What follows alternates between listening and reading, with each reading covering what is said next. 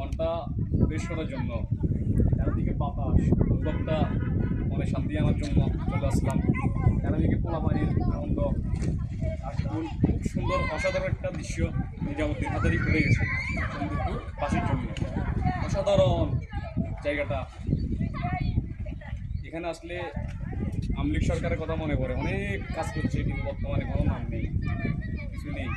যাই হোক, আমি কোনো রাজনৈতিক দল কেউ ইস্যু করে কথাটা বলি নাই। বর্তমান আমলিক সরকারে অনেক অনুপ্রেরণা আছে, দেশের জন্য অনেক কাজ করছে। কিছু কিছু ক্ষেত্রের কারণে আজ আমলিক সরকার পতনের মূল।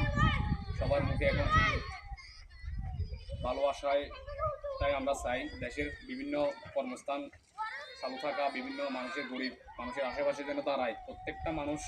বর্তমান সরকার যে আছে, আমাদের লালফলের ওভারব্রিজটা, ফেনী রেলওয়ে ওভারব্রিজটা কাজ করা সম্পূর্ণ দরকার। মানুষের যাতায়াতে প্রচুর সমস্যা হতেছে। আপনারা সবাই এই ভিডিওটা শেয়ার করবেন, ওপেনিং বিভিন্ন শেয়ার করে দিবেন।